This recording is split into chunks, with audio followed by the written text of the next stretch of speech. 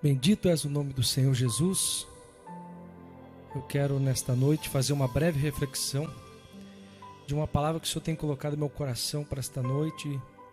Nós estamos compartilhando com os amigos, que está no profeta Abacuque, livro do profeta Abacuque, no capítulo de número 3, e no versículo 2, o versículo 17, o versículo 18 e o versículo 19. Abacuque capítulo 13, versículo 2, o profeta diz: Ouvi, Senhor, a tua palavra e temi. Aviva, ó Senhor, a tua obra no meio dos anos. No meio dos anos a notifica. Na ira lembra-te da misericórdia. Versículo 17. Porquanto ainda que a figueira não floresça, nem haja fruto na vide, o produto da oliveira minta, e os campos não produzam mantimento, as ovelhas da malhada não sejam arrebatadas, e nos currais não haja vacas. Todavia eu me alegrarei no Senhor, exultarei no Deus da minha salvação.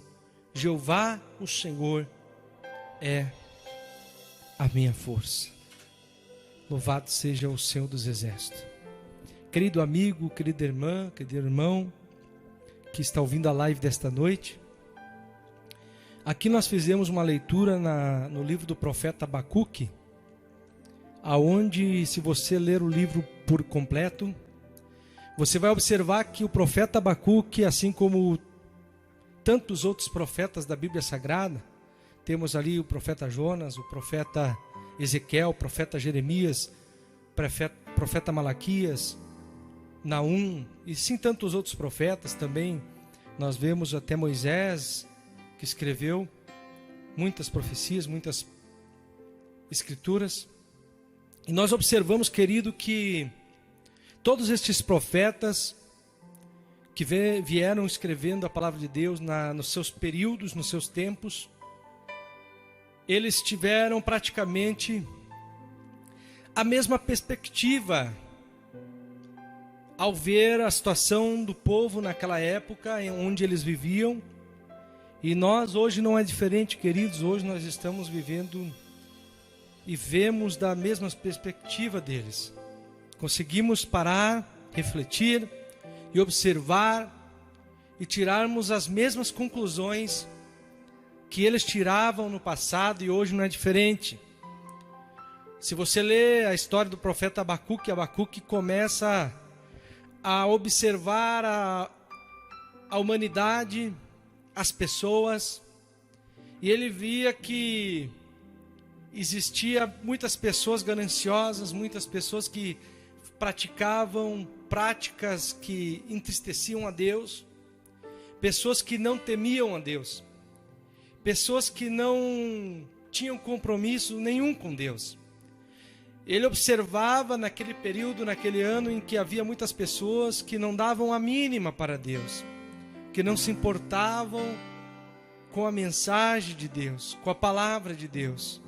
Tantas outras coisas, muitas outras coisas eram mais importantes do que a palavra de Deus. E assim como tantos profetas da Bíblia, Abacuque dessa mesma maneira, ele observava e ele se perguntava e dizia: Deus, Senhor, até quando, Senhor, as pessoas farão maldades? Até quando, Senhor, as pessoas pecarão? Até quando, Senhor, as pessoas elas irão prejudicar umas às outras e elas continuarão prosperando? E nós não vemos a justiça acontecendo. Pelo contrário, observamos a justiça trabalhando no sentido inverso aos valores.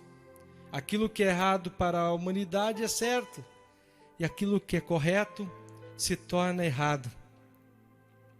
E o profeta Abacuque, ele observava todas essas coisas e ele perguntava para Deus: até quando, Senhor, o ímpio prosperará? Até quando, Senhor, as pessoas viverão crescendo, prejudicando outras pessoas? Até quando as pessoas serão prósperas, viverão numa prosperidade que não são prosperidades vindas de boa fé, mas pelo contrário, pessoas que cresceram, prosperaram, tirando de outras pessoas, prejudicando outras pessoas, de forma injusta.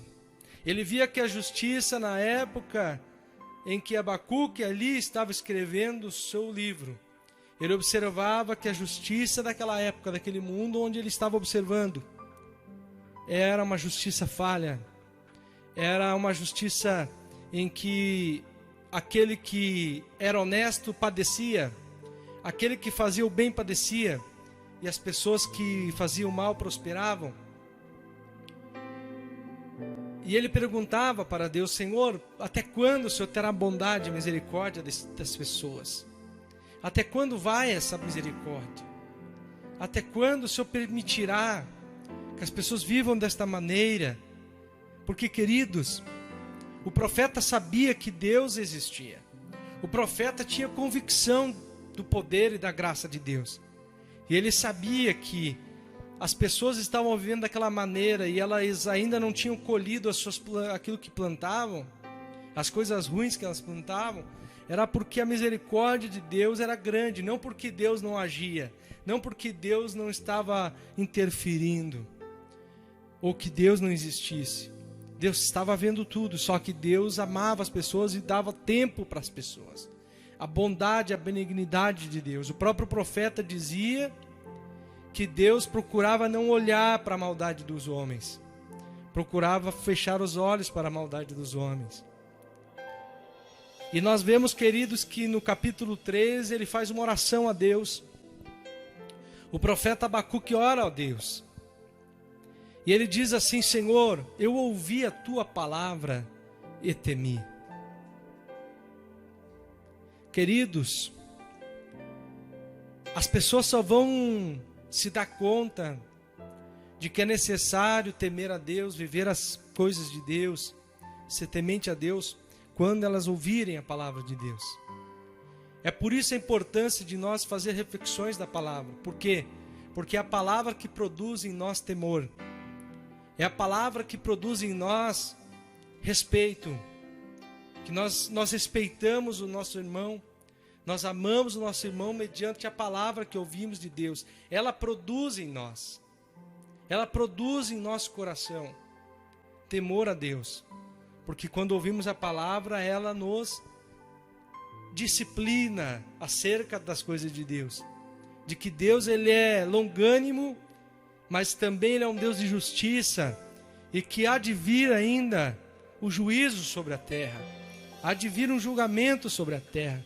E Deus julgará cada um segundo as suas obras, querido.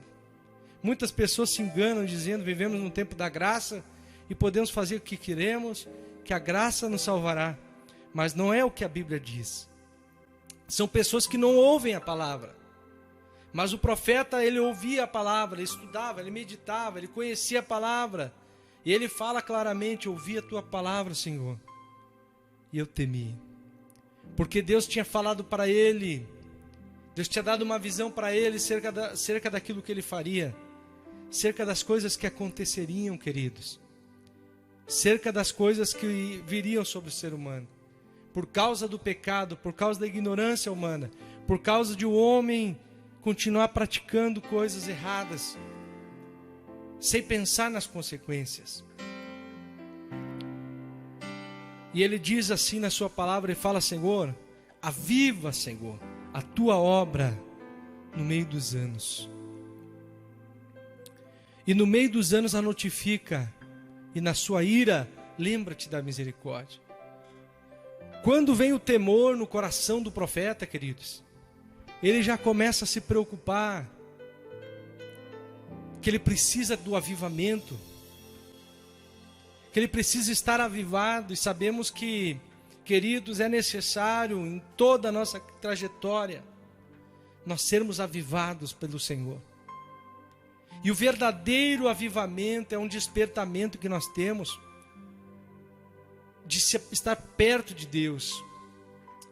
Tem muitas pessoas, infelizmente, que confundem avivamento com barulho, Pessoas confundem avivamento com emoções.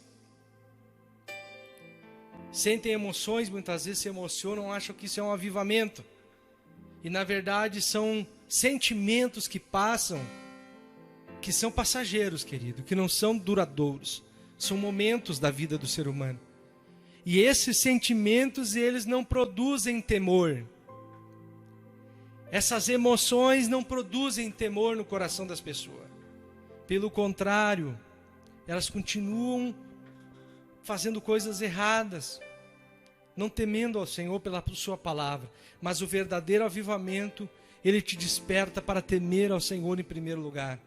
Saber que o Senhor pode todas as coisas. Saber que a tua vida está na presença dEle. Muitas pessoas, queridos, elas conhecem a palavra de Deus e o Evangelho de Cristo. E nasce dela, no coração delas desperta um avivamento. Elas se tornam pessoas avivadas, elas acreditam piamente no Senhor. Elas estão despertadas e acreditam em Deus de todo o seu coração.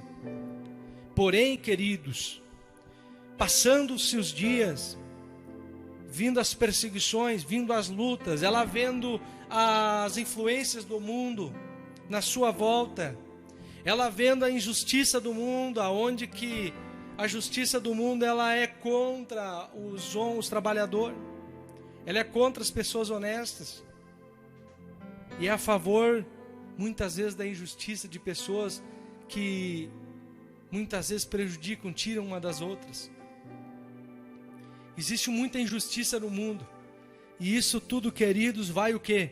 Vai derrubando a fé. Vai derrubando o avivamento, aquele fogo que está no teu coração, aquela fé onde você acredita em Deus. Onde você acredita no amor de Deus. Onde você acredita no milagre de Deus. E essa fé que brotou no teu coração, ela pode se apagar. Esse fogo, esta chama pode se apagar mediante as intempéries da vida e as lutas que você vai enfrentando no dia após dia na sua vida. E o profeta, se preocupando com isso, ele diz: Senhor, aviva a tua obra no meio dos anos e as notifica. Por quê, queridos? Porque a tua vitória, querido, não está nem no começo e nem no meio. A tua recompensa não está no começo e nem no meio. Quando você conhece Jesus, você está dando um passo importante para a tua vitória.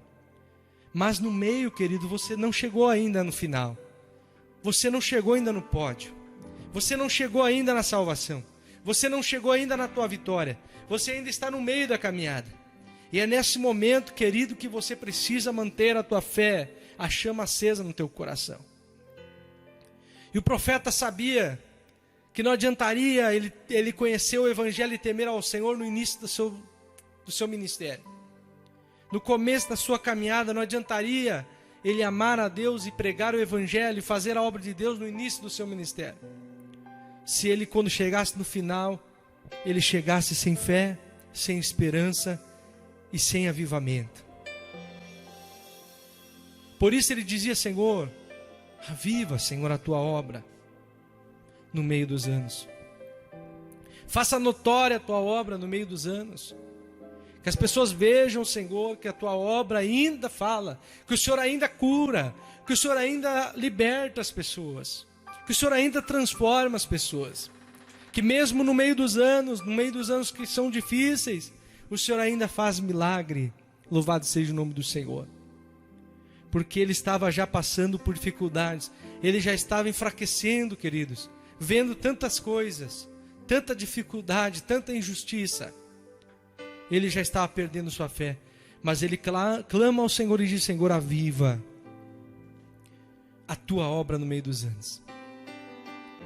E no final ele dá uma declaração dizendo que ainda que a figueira não floresça, nem haja frutos no vide, o produto da oliveira minta, os campos não produzam mantimentos, as ovelhas da malhada não sejam arrebatadas, ou sejam roubadas, e não haja vacas nos currais. Ele querendo dizer, ainda que eu perca tudo, ainda que eu perca meus bens, ainda que eu perca a minha plantação, ainda que eu perca todas as minhas posses, todavia,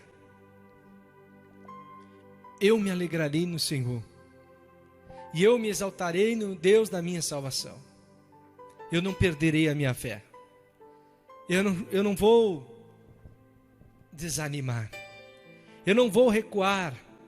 Aqui o profeta está dizendo, queridos, mesmo que tudo falte na minha vida, mesmo que tudo que Deus me deu, assim como Deus deu para Jó, Deus tire, mas eu ainda me alegrarei e direi que o Senhor é bom, e eu continuarei servindo ao Senhor. Louvado seja o nome do Senhor. Querido, eu não sei o que você está passando, eu não sei qual é o teu problema, qual é a tua dificuldade, mas entrega os teus caminhos ao Senhor.